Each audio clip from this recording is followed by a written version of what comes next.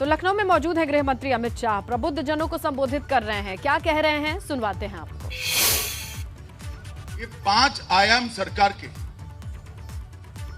हो ऐसी सरकार उत्तर प्रदेश में बहुत जरूरी थी, वरना उत्तर प्रदेश का पुनरुत्थान, उत्तर प्रदेश का पुनर्निर्माण और उत्तर प्रदेश के गौरव की पुनर्स्थापना असंभव थी। हमें उस वक्त कोई चेहरा तो तय नहीं कर पाए, मगर मोदी जी के नेतृत्व पर सबको भरोसा था।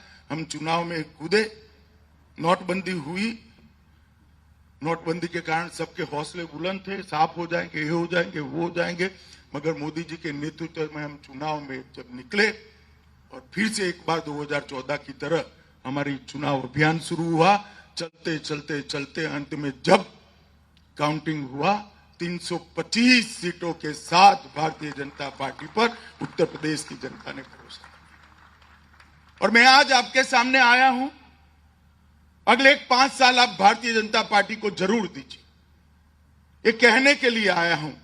परंतु साथ में हमने जो वादा किया था राजनीतिक स्थिरता का, हमने जो वादा किया था सातत्यपूर्ण नीतियों का, हमने जो वादा किया था कानून और व्यवस्था की परिस्थिति को बदलने का, हमने जो वादा किया था पारदर्शी, भ्रष्टाचार मुक्त और जो कहा वो करने वाली सरकार का, और हमने एक वादा किया था संवेदनशील सरकार का, वो वादों का हिसाब किताब भी मैं लेकर आया हूं। मुझे आपका समर्थन जरूर चाहिए, मेरी पार्टी को आपका आशीर्वाद जरूर चाहिए, हमारे सभी प्रत्याशियों को आपका समर्थन और आशीर्वाद दोनों चाहिए, परंतु हमारे काम के आधार पर चाहिए और विनम्रता के साथ एक काम हम आपके सामने रखे। इसलिए आज मुझे यहां पार्टी ने खड़ा रहने का काम किया। मित्रों, 2014, 17 और 19 में तीनों चुनाव में हमने विजय प्राप्त करी। वो विजय में हमारा कुछ नहीं था। मैं बहुत मन से बात करना चाहता हूं, 2014 का चुनाव हो, 17 का चुनाव हो, 19 का चुनाव हो, ये विजय में हमारा कुछ नहीं था। आपका ही आशीर्वाद और समर्थन था जिसने प्रचंड बहुमत के साथ भारतीय जनता पार्टी को जीता। और उसके आधार पर जब सरकार चलाने का मौका आया, तब हमने देखा कि उत्तर प्रदेश पहले क्या था और अब क्या बनाना है। इसके आधार पर 2017 का हमारा घोषणा पत्र हमने जारी किया था। मैं बड़ी बड़ी बात करूं तो घोषणा पत्र के 92.6% वादों को आज पूरा कर कर हम आपके साथ सामने खड़े हैं। 92.6 वादे हमने समाप्त कर दिए।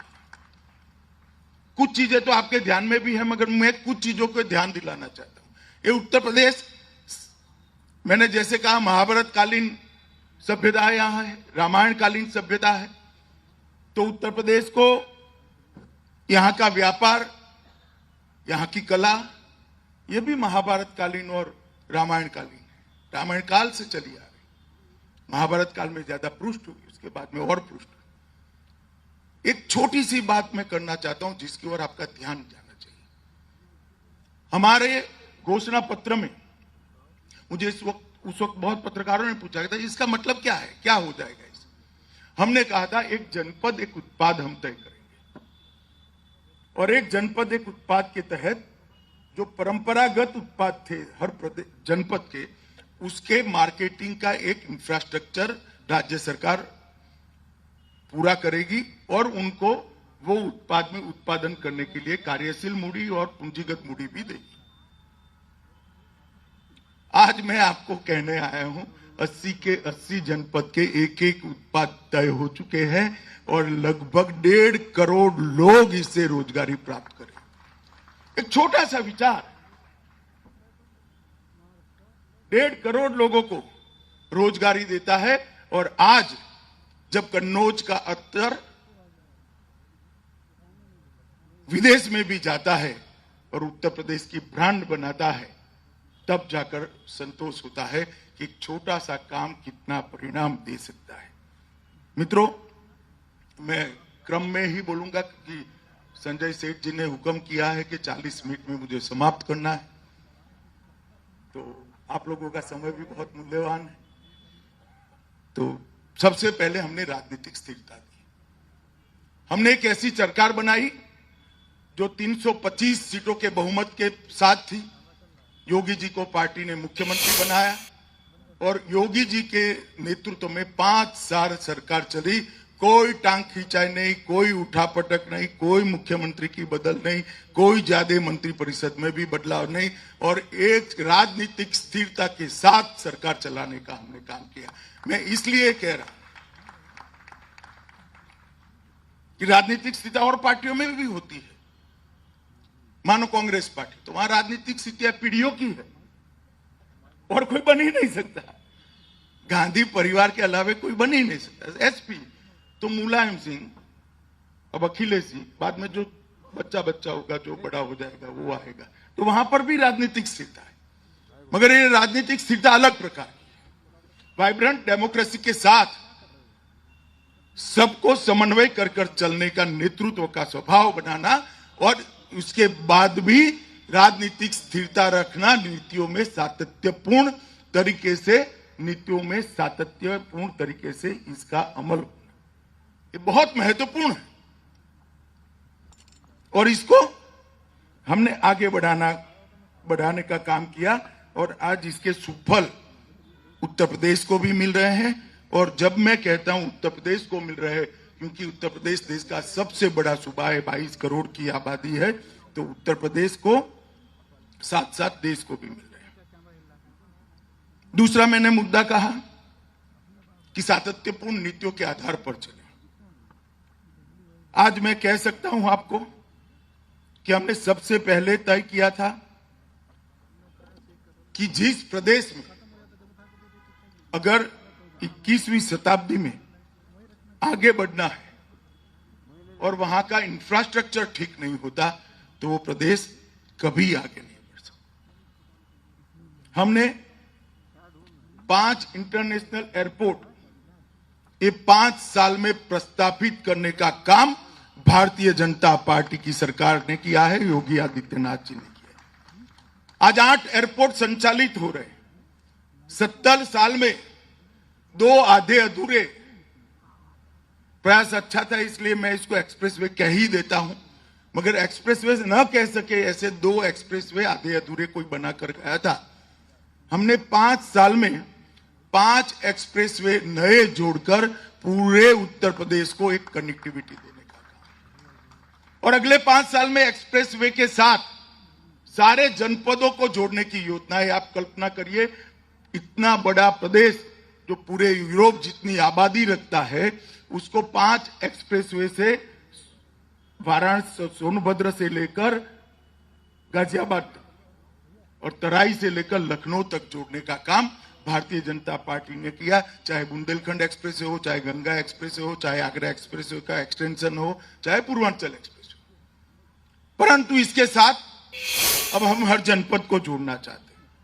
लगभग 14,471 किलोमीटर जो रोड्स बने थे उसका चौड़ीकरण भी किया और सुदृढ़ीकरण भी किया, इसको मजबूती प्रदान की और उसको 4 वे थे वहां 6 वे, 2 वे थे वहां 4 वे बनाने का काम भारतीय जनता पार्टी ने किया। एक 5 ही साल के अंदर नोएडा, गाजियाबाद, कानपुर, आगरा, मेरठ, गोरखपुर, वाराणसी, प्रयागराज और झांसी, लखनऊ आदि अखिलेश जी कर गए, ट्रायल दिखा दिया था। ये सारे शहरों में मेट्रो पहुंचाने का काम भारतीय जनता पार्टी की, योगी आदित्यनाथ की सरकार ने किया। मित्रों, मैं आपको दावे के साथ कह सकता हूं 10 शहरों में मेट्रो पहुंचाने का काम भारतीय जनता पार्टी और नरेंद्र मोदी के नेतृत्व के अलावे हो नहीं सकता। उत्तर प्रदेश के अंदर इसकी वायबिलिटी चेक करने में ही कई साल चले जाते। हमने सबसे पहला काम किया कि वायबिलिटी चेक ही नहीं करनी है, ये रिक्वायरमेंट है, इसलिए वायबल है कर हमने उसको शुरू किया और आज 10 के 10 शहरों में मेट्रो का काम शुरू हो गया। इन्वेस्टमेंट समिट के अंदर पहले मैंने एक इन्वेस्टमेंट समिट में देखा हूं, अफसर तो वही थे, खैर मुख्यमंत्री बदल गए थे।